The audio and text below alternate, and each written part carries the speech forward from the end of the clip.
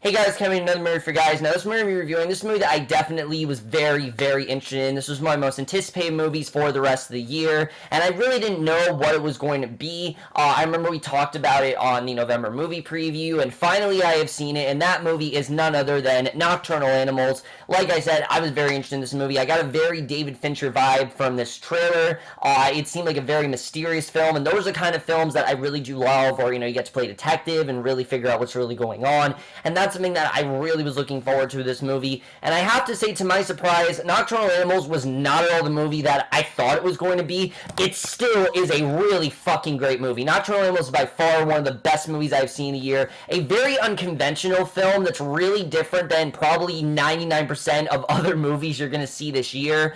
But still a great film either way. But let's just get into the plot of Nocturnal Animals, because I really do love the plot of this movie.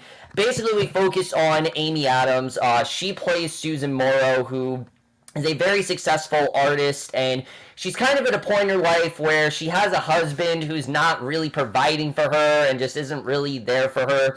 But she comes across this manuscript. She gets, package from, and it's a manuscript of her ex-husband Edward Sheffield's new book, Nocturnal Animals, which he dedicates to her, and she tries to figure out, what it's really all about. And we see the events of that book unfold sort of through this murder case that kind of goes on in the book. I'm not going to spoil what happens in the book, but it involves Jake Gyllenhaal's character and his family. They go on a vacation, and something goes horribly wrong, and basically eventually these events are interwoven, and that's really all I'm going to say, because I don't want to say anything else about this movie. But that's really all I have to say about the plot, so let's just get right into this movie, starting off with the cast. Now, the cast is really something that really did draw me into this movie. I mean, this movie really does have an all-star cast. I think everyone, for the most part, really did a great job. But let's first talk about Amy Addams in this movie, because Amy Addams, once again, gives another incredible performance right off of Arrival, and this in 1 year is really incredible, the amount of, talent that she really has. And I wouldn't say that this is up there with Arrival. This is a very different kind of performance, because in Arrival, like I said, she was the observer. It was really her movie, and that's very much the case with Arrival. Nocturnal Animals is more a different kind of Amy Addams, which I'll explain more when we get to my analysis, because I'm definitely going to get into that. But her character in this movie I found to be very, very interesting. Susan Morrow is someone who, when we're introduced to her, we can tell right off the bat that she's not really happy with her life. She doesn't really like the way that her life has gotten, and seeing the events unfold, the way that her and Edward's relationship turned out, and the way that things turned out between those two, I thought overall was very interesting. I very much cared for her character, and I thought for the most part she did a really good job playing this character. A lot of the movie are, in fact, her reactions, and I think she did a really good job with that. But like I said, she definitely does play a very good role. I'm going to get more into her role once we get into the spoilers, but I thought for the most part she definitely was really good here. Don't know if she was as Oscar-worthy as she was in Arrival, but I thought she gave maybe just as good performance as she did in that movie. I think she still was really good here. Jake Gyllenhaal really was incredible here. Once again, another amazing performance from Jake Gyllenhaal. It's been a while since Jake Gyllenhaal really gave an incredible performance. Last time I saw Jake Gyllenhaal in the movie was Everest, which he was fine there, but he really did a great job in this movie, and he has to play two very different roles. He plays Edward, Susan's husband, who is a very interesting character. He's a very gifted writer. He's very passionate about what he writes, and I thought he did a really good job with that overall. You very much care for his character, and you can see the way the relationship went, and I thought that was really well done. But you're more drawn to him in the fictional world when he's playing Tony Hastings, who is this innocent math teacher who ends up, going through this horrible loss, and him in that role was really incredible. A lot of people said that there's a lot of over-the-top acting, but I really wouldn't say that. This is a man who's in grief, this is a man who's brooding, and I'm not going to say for what reasons, but I thought for the most part he did a really great job. He was incredible in this role, and this is another one of Jake Gyllenhaal's great performances. He continues to give amazing performances, and again, another must-see performance. I don't know if it's Oscar-worthy, and I don't know if this is the role that's going to get him an Oscar nomination, because he's kind of like Leo DiCaprio, except that he never gets nominated for an Oscar. I don't know if this is going to be it, but he definitely did do a great job, and I'd be very happy to see him get an Oscar for this. I wouldn't mind it. I just know this is really going to get him the Oscar, but I do think he did an incredible job here. I think he was definitely really good in this movie, but I don't think that he's the best in the movie. We'll get into that right now. by far the best actor in this movie, without a doubt, is Michael Shannon as Bobby Andres, who is this very mysterious detective who's helping Tony go through this case that he's going through, and their relationship is very interesting. This is someone who's very dedicated to the case. He seems to only be focused on that, and you don't really know why he's so interested in this. You know, what his goal is, what he's really trying to do, what he really thinks happened. I mean, there's a lot of mystery with his character, and they did that really, really well. But there's this terrific scene with him in a diner with Tony where they kind of talk about his life, and that scene in general has to be one of my favorite scenes of the year. I thought they did such an incredible job with that scene. Getting into Bobby's character, you really do feel connected to him, and I thought they did a really good job with that overall. In fact, my only complaint with the movie is where they end with his character. I don't know if that was exactly the right point to end, but I thought I liked what they did with him overall. He definitely was really good. Let's talk about TaylorJohnson here, because wow, what an incredibly unrecognizable performance to sit. I mean, when I say TaylorJohnson is unrecognizable, you won't even believe me when I say it's TaylorJohnson, but it is in fact TaylorJohnson as, I guess, our main villain here as Ray, who is the source of what happened to Tony, and this is someone who you hate him the second he comes on screen. You don't want to see him. You want to see him die the second that he comes on screen, but he has such gravitas in his acting, and he's so committed to what he's doing that you can't help but just soak in with every single line that he's saying, and everything you believe what he's saying. You see how terrible of a person he really is, and I think he really did do a really great job here. It's a very hard role to pull off when you're playing such an unlikable character, but he really did rise to the occasion. I think for the most part, TaylorJohnson was really, really good here. I really love what he did, and the only other person I really want to talk about is Armie Hammer, who plays Amy Addams' husband in the non-fictional world of Hutton. I found to be a very interesting character. This is someone who, I wouldn't say he doesn't like Susan, he just doesn't really have the love and care that she wishes he had, and the relationship really has not gone that well, but I thought for the most part he did a really good job. I really liked his performance, and I thought overall all the acting here was really good. Everyone really did do a great job, and definitely everyone should be commended for their acting. But let's get into the writing and the directing, because I think as good as all the performances are, the real star of this movie, without a doubt, is Tom Ford. I mean, talk about such an audacious and different type of movie, and I really do give him credit for doing something that was so different and was so unconventional from the other way that stories are done. I think he just did a really great job with that, especially when, you know, it's everything's so PC and everything's so standard nowadays. I like that he really did take the time and did something really different here, because the tone for this movie, for the most part, works really, really well, I have to say. I think his tone for this film, I definitely thought worked really well. It's a very mysterious film. You don't really know what's going on a lot of the time, and that's something that I definitely really did enjoy. And the thriller aspect of it, this is a very thrilling film. You're on the edge of your seat many times here, and I thought his directing was just really, really well done. You can definitely tell that what he wanted to do, he did really well, and I think this movie really was meticulously directed. I honestly could see Tom Ford possibly getting Best Director at the Oscars. I definitely could see that happening. I don't think he's going to get it, but I think he is going to get nominated, definitely, because he did an incredible job directing this movie, and I think he definitely should be commended for it, because he definitely did do a great job with his directing. And as far as the screenplay goes as well, this is one of the most different types of screenplays that you're going to see this year. This is, in fact, a frame story, which if you don't know what this is, like I said, it's really 3 stories in one, but the way that the frame story is told is really, really interesting, and the way that he makes all these events and he interwovens the narrative is not exactly in the way that you'd expect, and it's definitely a movie that, like I said, is really a film you need to dissect and really think about, because I'm not gonna lie, there were things in the movie that I did not understand the first time I watched it, and after I watched the movie I didn't really understand, but then when thinking about it, like I'd say an hour later, because it's been about an hour since I watched this movie, now I really do understand it, and that's something that I really do love that Tom Ford did here. The way he connects everything, you can really tell that I think his vision really was achieved here, and that's something that I definitely was very happy to see. I think he did a really great job with the screenplay here. I thought the story,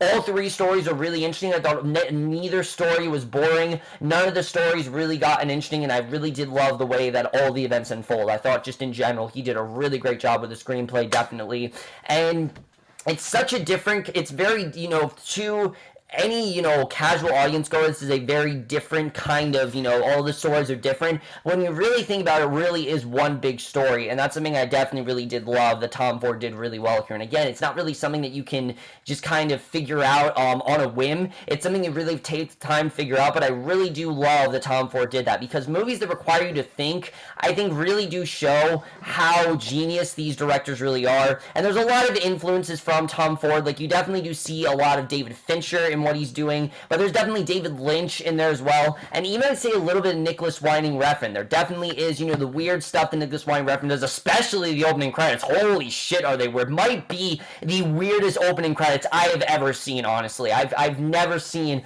such a weirder, abrupt opening credits. I mean, very strange the way that was done, but again, I think he did a really great job with that, and that's something that Tom Ford did really, really well with the screenplays. It completely defied all your expectations, and especially if you watch the trailer, you think you know this movie's going to be. It's not that at all. I thought this was going to be like a Gone Girl type movie. Not that at all, and I was very happy to see that. Now, the cinematography here, I also thought, by far, some of the best I've seen in a year. I mean, this movie really is so glossy, and you can tell what they were really doing with the cinematography the whole time. And the cinematography in all three stories really is its own character. When we're in Amy Addams' time period, it's all kind of like glossy and it's all kind of realish, and that's something that I definitely really did love. When you go to the story, it's all dark and many scenes are filmed at night and it feels like kind of a Western, and that's something that I thought was really cool. And then when you get to the past with Amy Addams and Jake Gyllenhaal, it's very, it's very much kind of the same, but I thought the cinematography was just really well handled here. There's definitely some very glossy cinematography, and that's obviously not really surprised. Tom Ford is in fact a fashion designer first, director second, but he did a really great job with cinematography. I definitely really did appreciate cinematography. That's something I definitely will commend him on.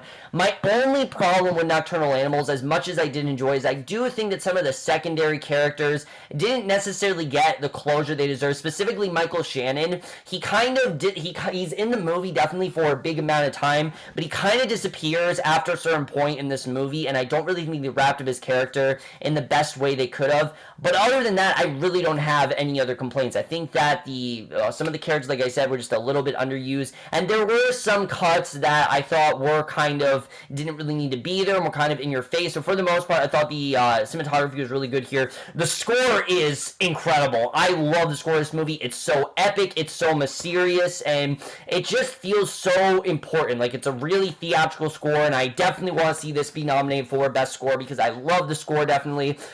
The second the movie opened, they play the score, and it is beautiful. I really did love the score overall, and it really does heighten the tension and the emotion of the movie, and I really did love that. And the editing here, this is a movie, like I said, that is very quickly edited, and some people might think is very choppy, but when you really think about it, it makes sense why it edited in the way it is. Constantly throughout this movie, we cut from Jake Gyllenhaal's look to the look of Amy Addams and kind of see the way that they're going through the same thing. And the way they did that, again, it's not easy to tell, but that's something I thought was really cool. It's very unconventionally edited, and that's something, again, that I will very much commend the movie on. A movie that wants to be different, and a movie that wants to be something completely audacious from anything you've seen before is a movie that I obviously have to commend, and that's something that I definitely loved about this movie, is really just how different this movie ended up being, and how really, in my opinion, it really did seem like it was all Ford's direction, which I think was very well executed.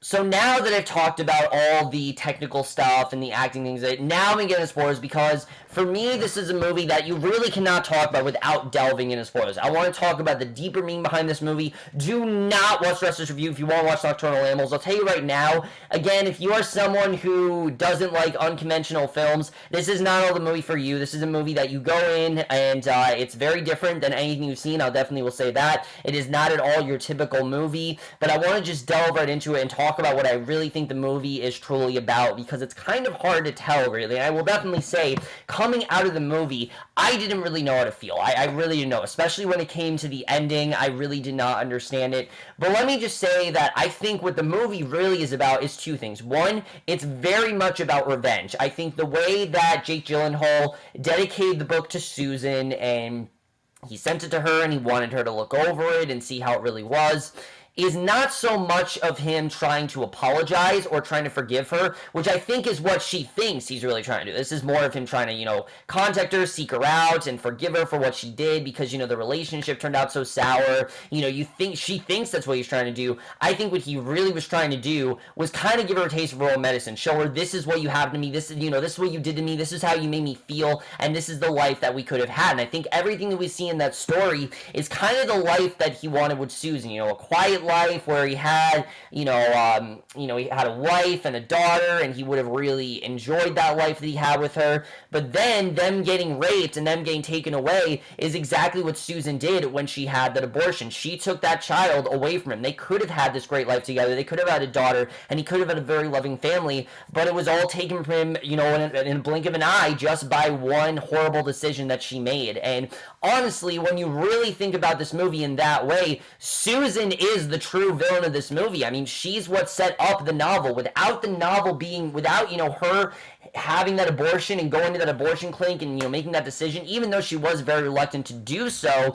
none of this really would have happened. I don't think the book would have been made. I don't think he would have been as, standoffish as he was, and I definitely don't think the end of the movie would have played out nearly in the way it did. But that's something that was really well done here, is the way the movie really is all about consequence, and the way I think she starts to see that is something that was really cool here. And especially when they cut back to what Jake Gyllenhaal is doing and cut to her, I think she really starts to see where the relationship went. And one of my favorite scenes in this movie that I think really well shows that is the scene where he's talking to her about what he wants her to be, which you can tell he wants her to be kind of like Isla Fisher in the book, where she's a very caring wife and she's very loving and kind of, lets him provide for her. But that's not the life that she wants. She wants, to be an artist. She wants to have her own empire and everything. And she doesn't want to live a quiet life. She wants something that's a lot more big city. And even though that's what, you can tell that her mother wanted to do, that's kind of what she wants to do as well. And I think the way that turned out, I thought was very interesting. But we can tell that in reality, that's not really the life she wants. She really only did that, I think, to please her mother and kind of just to conform with her mother, because you could tell she really was not winning against her mother. Her mother said, you are going to become exactly who I am. And that's exactly what's happened. When their mother says, that I knew that was going to happen, that's exactly what has happened to Susan. She has exactly become like her mother. She's, she has a very resentful life and a very uncaring husband, and she has pretty much everything that she wants, and yet she doesn't have the life that she really desires. And that's mainly because when she was with when she was with Edward, she felt, like she was in love. She felt love, she felt empathy, and she felt like she had someone who truly cared about her. But that was all taken away, and by making this one decision, she can never go back to that life. And that's something I think that was very well shown. And the very last scene of the book, let's talk about that. The scene that ends with Tony dying, him shooting, him actually shooting Ray, and him dying and then him getting the crowbar to his head. To me, that's less of a showing that, oh, Tony died, and that's more of him saying, this is how our relationship died. Him shooting Ray is him abandoning Susan, it's him going on his own, and it's him writing the book. I think him writing the book is the last straw. This is him saying, look, this is what you've done to me. This is basically a metaphorical analysis of what our relationship has been. This is what you've evoked. These are the emotions that you evoked in me, and this is probably the last time you're ever going to see me. And the way that he abandons her, I think he did that more to give her a taste of her own medicine, because I think there's a part of him that kind of wanted to see her, but at the same time, I think he told her everything that he wanted to. There really is nothing else that he could have told her. After the book was made, he told her how he felt. He told her how he really felt about her making this decision, and there really was no going back after what she did, and it's very sad to see, but the way the movie ends, it's very inevitable what's going to happen there. I mean, she's going to have to go back to this life, and even though she wants to run away from it, it's too late now. She has this huge art empire, and she has this very rich husband and a life that she really does not want, but it's the life she chose. And she can't run away from it. And that's something I really did love about this movie, is that the movie really is showing that while we might want to run away from our lives and while we might want to start over, sometimes you just can't. Sometimes you're just too far deep into something and you have to just keep going. And that is exactly what Susan has to keep doing. She has to keep going. She has to keep knowing, really what's going on there. And that's something that I thought was very well done. The only character that I don't fully understand their importance in the novel and what that really is representing of Susan and Susan and Edward's relationship is Michael Shannon's character. I don't really know where he fits into their relationship. I just know that Tony is obviously Edward, Ray is in fact Susan, and then India and Laura is Isla Fisher's character, and Elle Bamber. That is the life that they could have had together. That is everything that he wanted them to be, but that is everything that she destroyed, and because of that, they can never go back to that life. And I think it's just a very well done analysis. I think it's showing, really what a relationship can do. And again, it's not an easy theme to think about, but when you really think about the way that these are interwoven, of her taking off her glasses, or that scene where he's lying down, she's in the bathtub and she says, Edward, this is, I think, the moment where she realizes that Tony is in fact Edward, and what he's really doing is in fact trying to, show her, this is what you've done. It's not really a cry for help. It's not really that. It's more like just a call of, showing her what he did to her. And I think she knew what she was doing was wrong. We clearly saw she knew what she was doing was wrong, but she can't go back to it. And I think the movie very well shows that. Again, it's not something that's easy to tell. I could be very wrong what I'm doing, with what I'm saying, but for the most part, I think I understood what the movie was really trying to do. I think I really understood, the importance of everything. I think I might understand it more in a second watch, but for right now, that's my analysis. That's what I understood. And I definitely will say, out of all the analysis I've done this year, this is probably the most easiest one to understand. I definitely will say. I know a lot of people are struggling with the analysis. When you really think about it, it's not too hard, and that's something I definitely will say, is that really just think about it, and I think it will come to you. Other people might have other analysis, and there might be other interpretations of it, but that's personally what I got from it, and that's really all I have to say when it comes to the analysis. So overall, guys, Nocturnal Animals is one of the most unconventional and different films that I have seen all year. I really did love this movie. Like I said, other than a few ends from some characters, I don't really know why they ended in the way it did. This is a fantastic mystery that's also a thriller that also is a great Western that combines those three elements very, very well and presents a one of the most well-done frame stories I've seen in a very long time. And I am for sure going to give Nocturnal Animals a 4.75 out of 5. Or an A. I absolutely love this movie. I think this movie really is incredible. It is not a movie for casual moviegoers at all. It is a movie that I think if you are a casual moviegoer and you look at it very straightforward, you're going to leave this movie very unsatisfied. But when you really think about it, and if you're someone that really likes to dissect movies, this is totally the movie for you. It is one of the most satisfying and depressing endings of the year, but it's a very well-warranted ending. It's kind of the ending that the movie needed to have. It might not be the ending that we want to have, but it is in fact the ending that the movie deserved, and I think they did that really, really well here. I really did love the way the movie's done. It will for sure be in my top 10 list and definitely has become one of the most unconventional, different thrillers I've seen, but also one of the best I've seen all year without a doubt. So guys, I'm reading Nocturnal Animals. Let me know what you guys thought of this movie overall. Loved your thoughts on it. Do you have the same interpretation that I have in terms of the analysis? Again, it is still a bit rusty, but I think I understood it more than some of the other ones that I've done. And that's my review. Hope you guys enjoy it. We'll see you guys in my next, which will be for the mid-season finale of The Vampire Diaries, and we'll see you guys for that. Okay, bye.